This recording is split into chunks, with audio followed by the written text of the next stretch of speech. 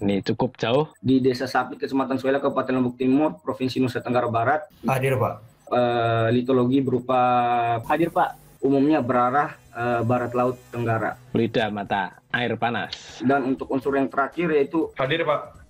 Mohon maaf Pak, ini masih belum bisa jalan. Saya langsung ke pembahas satu dulu, Mas Nazamuddin. Silakan, Mas.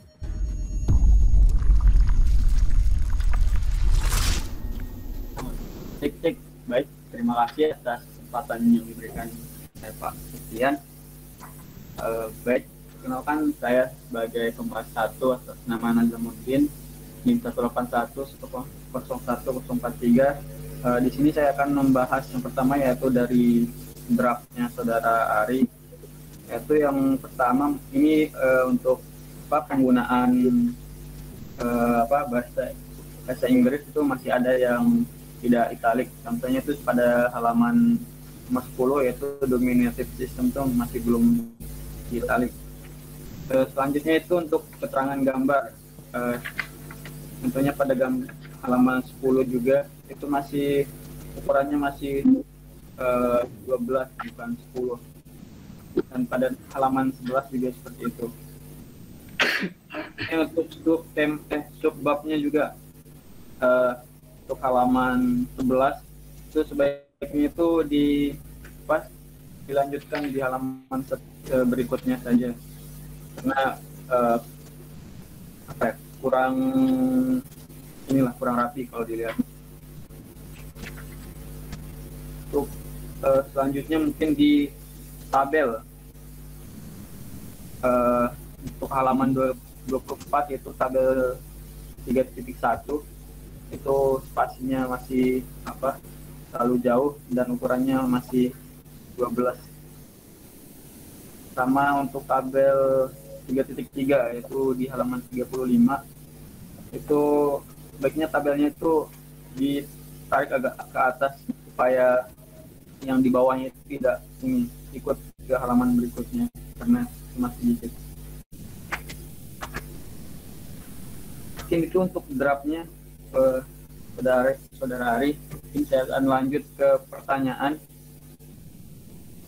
Yang pertama tuh pertanyaan saya itu kan seperti yang kita tahu di peta lintasannya Saudara Ari itu menemukan 3 litologi batuan ya, yaitu pertama itu pumice, kedua breksi andesit, terus yang ketiga itu lava andesit. Nah, yang mau saya tanyakan yaitu apakah tipe peluida di daerah penelitian saudara itu dipengaruhi litologi itu dari 3 ini atau bagaimana? Mungkin bisa dijelaskan. Terus yang kedua, apakah setiap tipe peluida mempunyai karakteristik yang bisa diketahui parameter awal di lapangan itu apakah bisa diketahui untuk tipe peluidanya? Mungkin itu saja dulu untuk pertanyaan.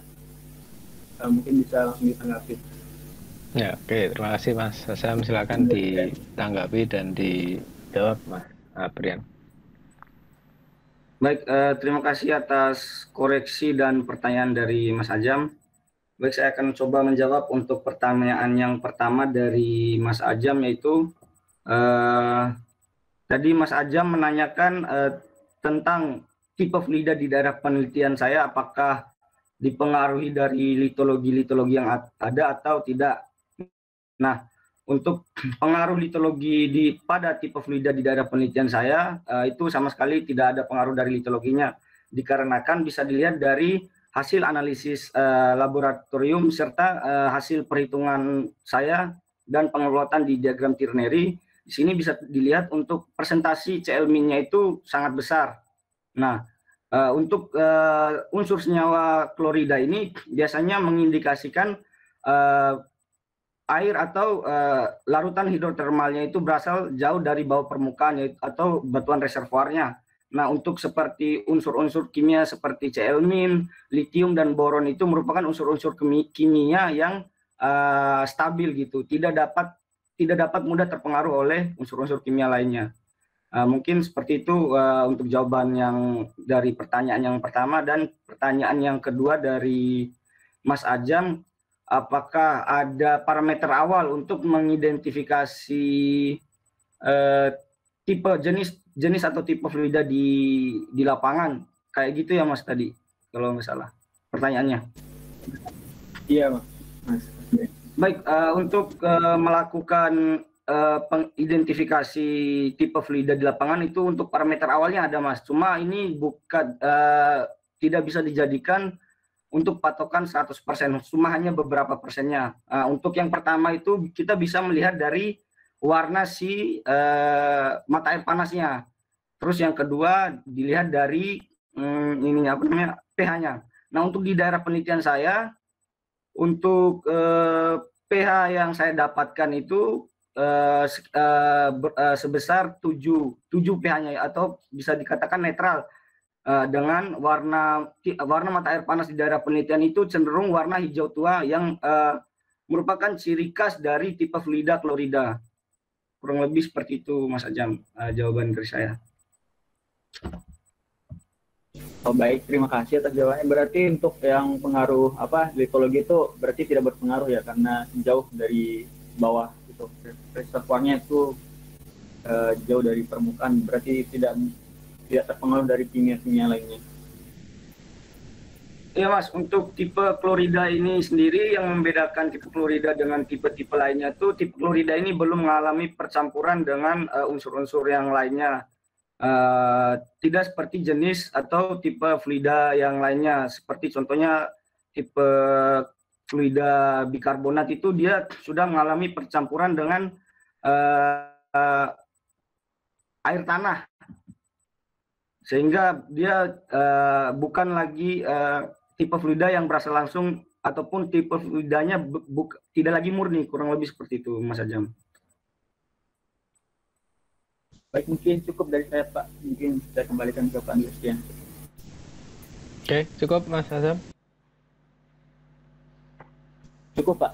Ya, oke, ini ada pertanyaan ya dari pengaruh litologi terhadap tipenya berpengaruh atau tidak. Sama yang kedua, identifikasi awal ya, memang di mata air itu kadang-kadang secara kasat mata kita mungkin sudah bisa memperkirakan, tapi belum bisa menyimpulkan. Memang harus ada analisis labnya, yang terutama yang kimia. Kalau dari sifat-sifat kimia itu memang agak susah untuk diidentifikasi di awal, tapi setidak-tidaknya dari penampakan fisiknya mungkin bisa kita identifikasi dulu, oh ini tipenya apa gitu. Kalau masalah pengaruh litologi atau tidak itu nanti tergantung keberadaannya juga ya. Kebetulan yang di sini jauh ya Mas Aprian dari litologinya. Untuk Tempat keluarnya mata air panasnya atau tempat munculnya mata air panas itu dia berada di LP2 Pak. Di LP2. situ terdapat litologi breaksi andesiti. Cuman itu tidak mempengaruhi ya, karena tadi ternyata Cl klorida. Iya Pak. Iya Pak. Ya, jadi itu gambaran umumnya seperti itu untuk yang di pembahas 1. Kemudian kalau sudah oke, saya lanjut ke pembahas 2. Mas Yoda, silahkan Mas. Ya, baik Pak, terima kasih. Sebelumnya saya ucapkan terima kasih kepada Mas Aprian karena telah melakukan penelitian ini. Oke, pertama kalau dari draft sih beberapa tadi sudah dikoreksi sama Mas Azam ya. Tapi di halaman 2 nih, kayaknya yang subsatuan ini Bukit Denudation tuh kayaknya harus di tab 1 kali lagi deh, biar nggak sejajar sama yang bagian subbab atasnya. Paling itu aja sih, sama ya itu aja. Kemudian kalau untuk pertanyaannya, yang melatar belakangi Mas Aprian ini buat melakukan penelitian di daerah tersebut tuh apa ya Mas ya? Dan pertanyaan selanjutnya tuh, kalau ini kan tipe fluida ya, kalau di lokasi Aprian ini termasuk dalam zona apa? Terus apa namanya? Pencirinya sehingga saudara menarik zona itu zona itu misalkan zona A. Nah, itu karena apa? Terus ya udah cukup. Terima kasih. Silakan Mas Aprian. Oke, silakan Mas Aprian. Baik, terima kasih atas pertanyaan dan koreksi dari Mas Yoda. Nah, terkait untuk pertanyaan Mas Yoda yang pertama, itu latar belakang saya melakukan penelitian di daerah sana, kurang lebih seperti itu ya Mas, untuk pertanyaan pertamanya. Ya Mas. Baik, untuk latar belakang kenapa saya mengambil lokasi penelitian di daerah sana. Yang pertama, sebelum saya melakukan penelitian di daerah sana, saya sudah mengetahui bahwa terdapat mata air panas di daerah sana. Namun di sini saya tertarik untuk membahasnya dikarenakan kenapa ada energi terbarukan seperti geotermal ini tidak dimanfaatkan sebagai pembangkit listrik atau pengembangan lanjutannya itu untuk pembangkit listrik.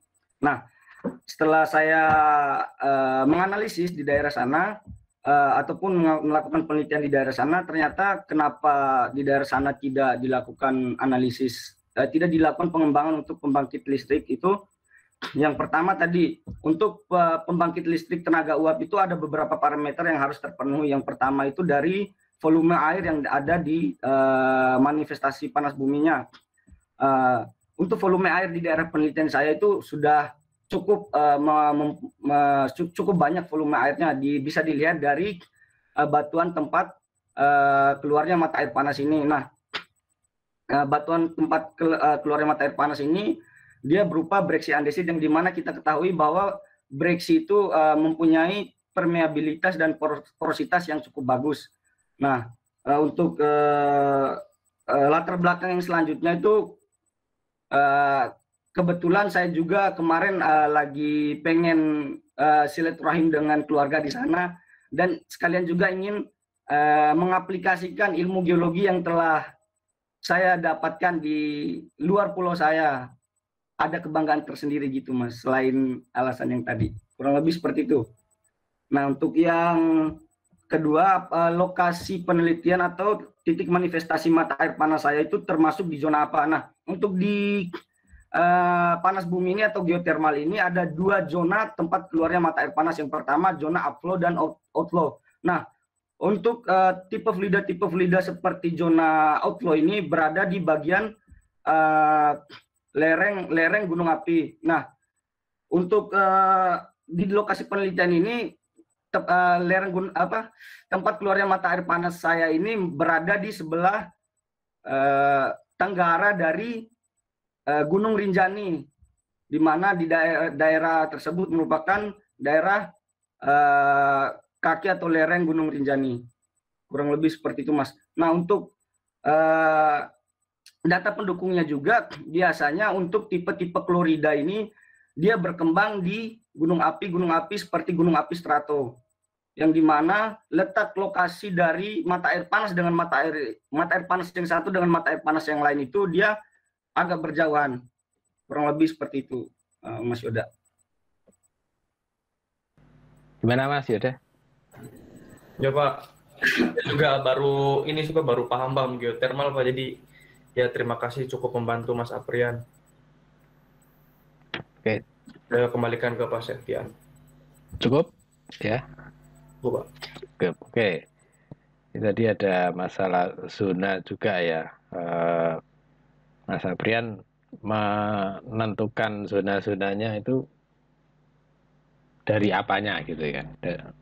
Dari outflow-nya sama satunya lagi ya tadi.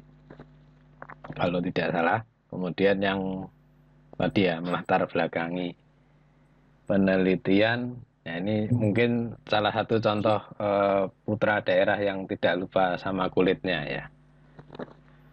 Jadi benar-benar langsung dipakai di tempatnya meskipun harus nyebrang pulau, melewati satu pulau lagi malahan. Oke, itu pembahasan kedua. Sebelum ke Pak Radit, saya persilakan audiens kalau ada yang ingin menanyakan.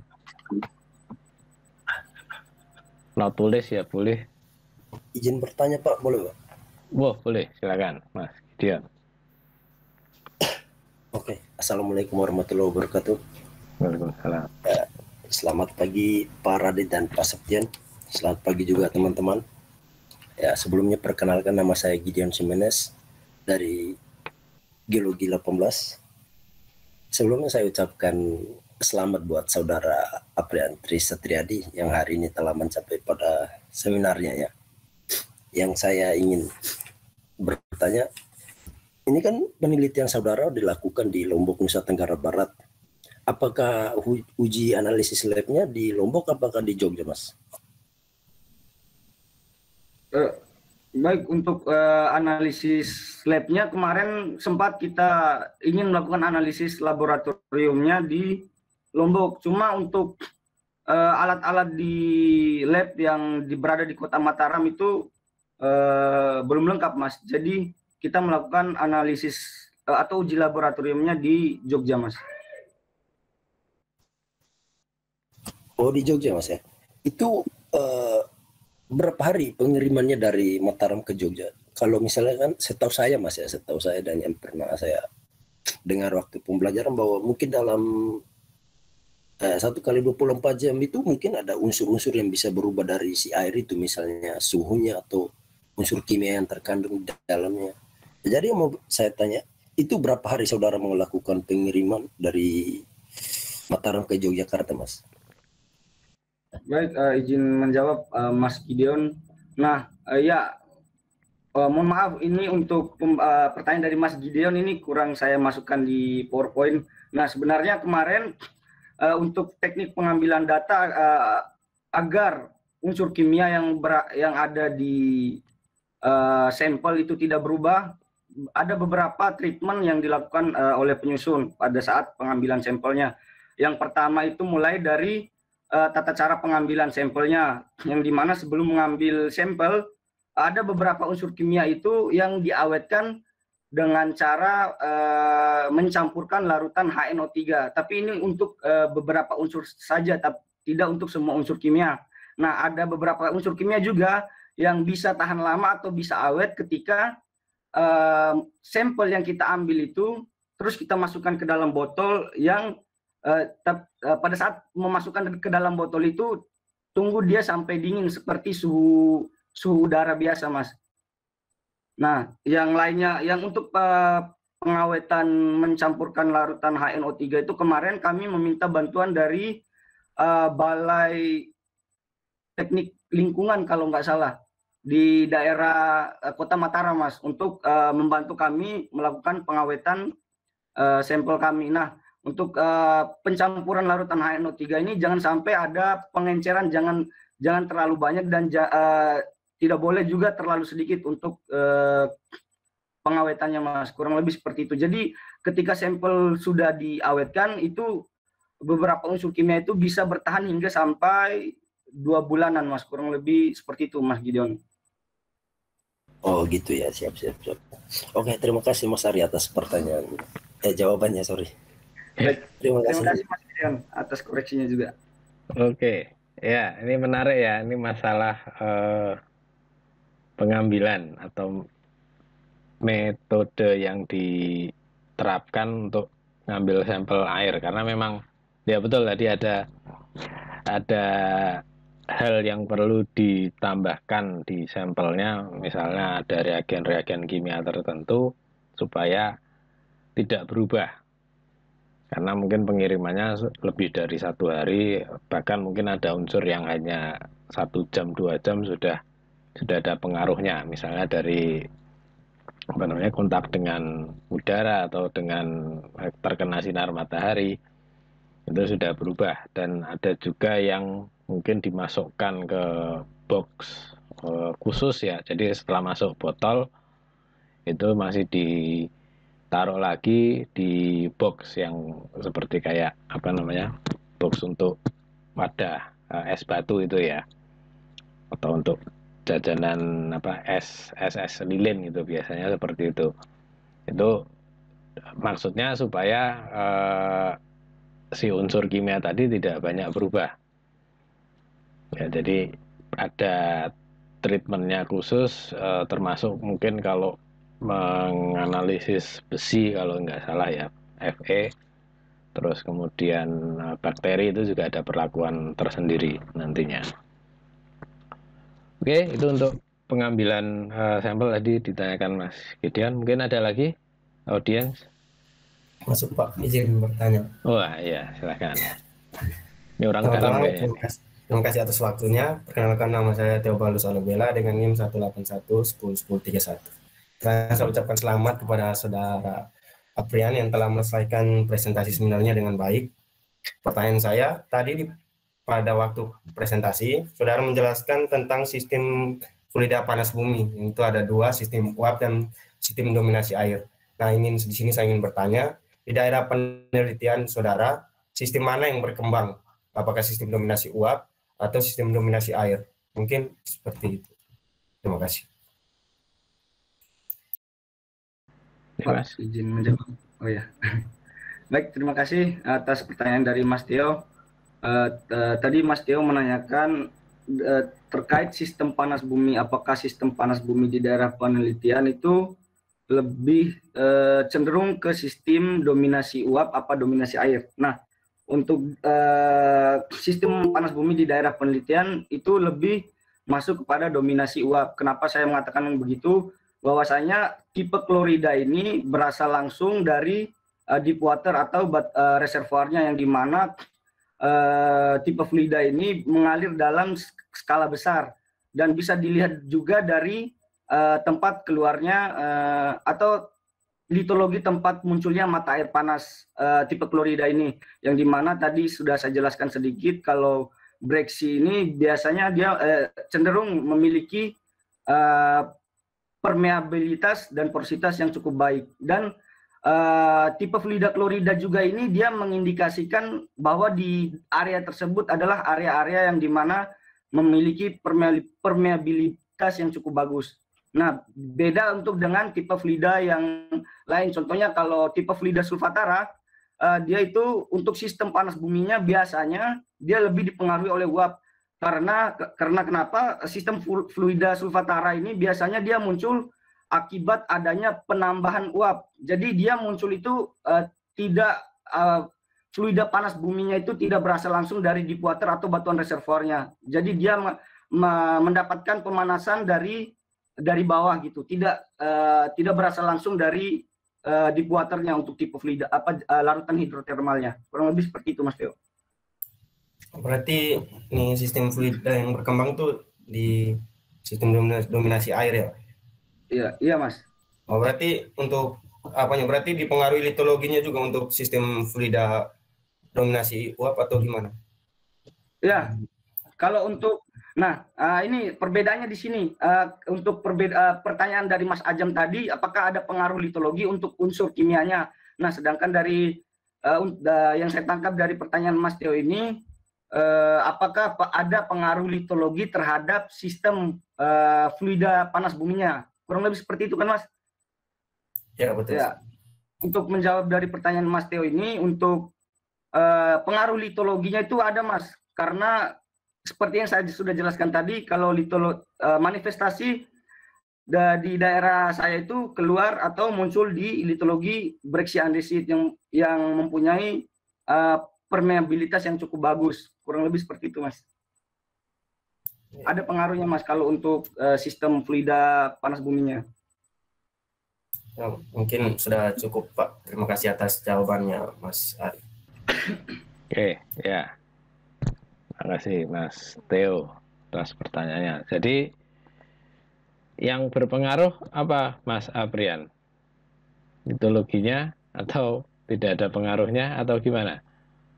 Jadi untuk yang saudara Mas Theo tanyakan ini, Pak, untuk pengaruh litologi terhadap sistem fluidanya, Pak, bukan pengaruh terhadap unsurnya, Pak. Oke, jadi diperjelas ya. Iya, Pak. Kalau sistemnya ada pengaruh, tapi kalau tipe untuk unsurnya tidak ya. Seperti itu. Oke, ini Iya, karena Pak. pembelajaran untuk semuanya juga, mungkin yang tadi bertanya atau yang audiens lainnya juga masih penasaran kok tadi jawabannya tidak, sekarang iya gitu. Ternyata yang dimaksudkan beda ya, yang dimaksudkan berpengaruh sama tidaknya itu beda. Oke, mungkin ada satu lagi kalau ada audiens. Mas Imam ini sudah siap-siap ya, jersinya sudah dipakai. Jangan lewatkan setelah ini. Nanti masih bersama Pak Radit, tapi MC-nya lain. Tidak ada? Oke, kalau tidak ada, saya persilakan Pak Raditya Hasan Hidayah untuk membahas jalannya seminar dari Saudara Aprian Tri Satriadi. Monggo Pak Radit.